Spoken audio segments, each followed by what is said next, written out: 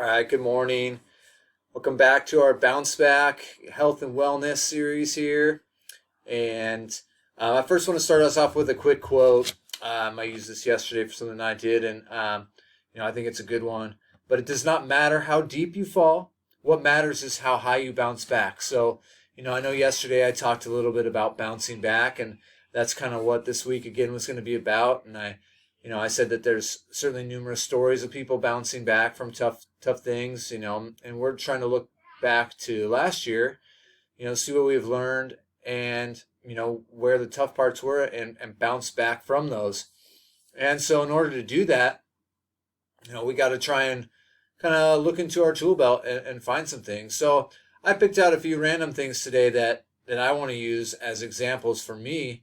And then I want you guys to try and look around just your own desk area there. And when this video ends, take a look at those things and see just one thing you can identify that maybe has just been sitting there, maybe collecting a little dust, or you haven't used it to the best of its ability for it to help you. And, go ahead and start using it. So first thing I want to look at is, I think we all want to try and make sure we keep maintaining some level of health and fitness. And so, I have a weight here. If it just sits here in my garage and doesn't do anything and I don't move it, then this weight isn't helping me. It just is taking up space. Maybe I can set it down to weight down some paper so they don't blow away. But otherwise it just does nothing. But the minute I pick it up and I decide to start being purposeful with it and move it, okay, and do some lifts with it, then I'm going to get stronger. And then, I might need to find a bigger weight, or I might have to do it more often or more repetitions, but I'm going to get stronger with it. And again, if it just sits there, then it's not helping me at all. Okay. And so again, if you have some exercise equipment around your house, why not try it out? Get it out, use it. If you're somebody who likes riding bikes or jogging, you haven't been doing that, find a way to do it. Not everybody has the space or the right place in their neighborhood, but, encourage your family to get out, be active with you. Maybe find a way to go to a park or to a place where you can hike and get out and do those things and be active. Okay. Another thing that I've found useful, and again, it sat and collected dust a lot, but it's a journal. Kind of like a planner, my journal, I try and have some specific things that every single day I am going to sit down and write about. And, I've been better about it for about a week now. And again, it's been off and on. If you were to flip through this, you'd see there were chunks of time where I did it a bunch, and then there'd be a big gap in the date. And I think that's how a lot of things are when we set those goals. But if I can do this for about 30 days, I'll hopefully set up a good habit. And again, you could do a lot of different things with a journal. You could write goals for the next day. You can reflect on things. You can write about just anything, your thoughts, your feelings. For me, I find it most helpful to, look at some specific areas of my life that I want to improve on and reflect on them each day, and then set some goals that are reasonable for the next day that I know I can reach. Kind of like a list that I know I can check things off. We talked about that. I've talked about that before. And, having that list where you check stuff off, you're going to feel good, you're going to feel positive, and, it's going to help you bounce back, which is what we're really looking at. So again, having a journal is a good thing, and not letting it just sit there and collect dust, and not just saying, oh, I have it. It's not going to write it, in itself. So you have to actually make a point to do that. Next, I'm very guilty of this. Okay. I have a book here. Now, I have lots of books in my house. I've got quite a few that I've bought that I was like, yes, this book sounds really exciting. I heard the author maybe interviewed, and then, I started it, and then, I just didn't find time. I try and read before I go to bed and I fall asleep.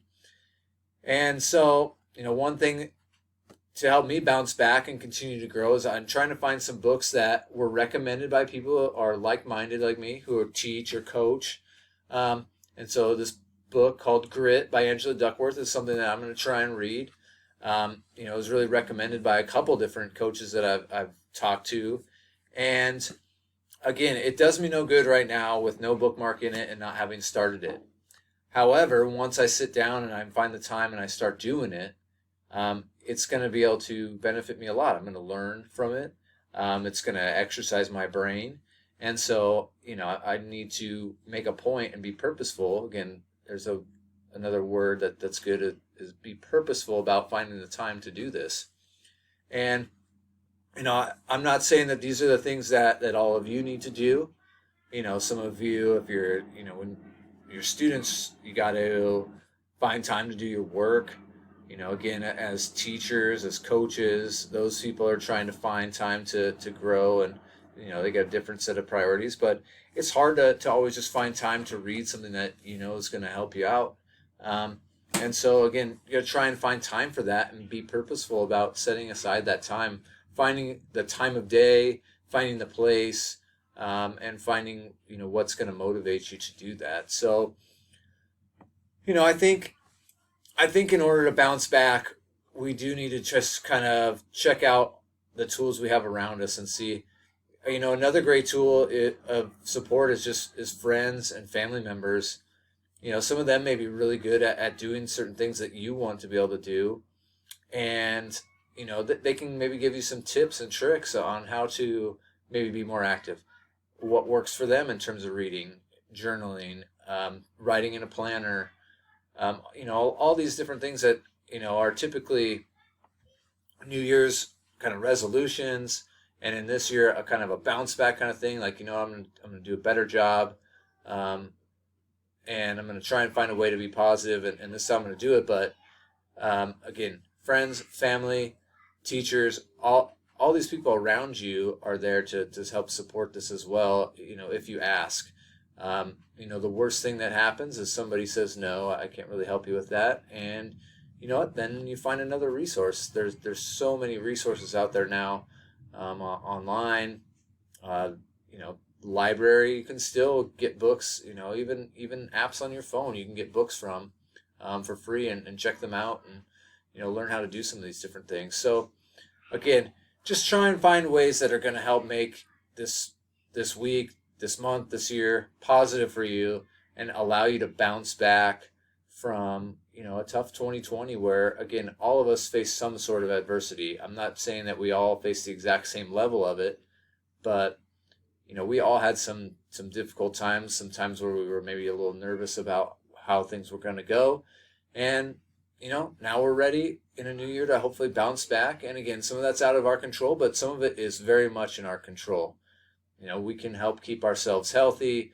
We can help keep our mind growing, and we can help challenge ourselves to try and find a way to be better each day. So, again, as soon as this is done, take a look around your space, see if there's something that is there that you could use that would benefit you that maybe you haven't been doing, and, start implementing that item back in your daily routine, whether that's a book, a journal, a planner, weights, whatever it might be. Okay, and let's just keep jumping right back into this year and making it strong. So, anyways, we'll be back again tomorrow. Try and work some exercise in here a little bit, and I'm excited to keep talking with you guys, and finding ways to bounce back and become stronger in 2021.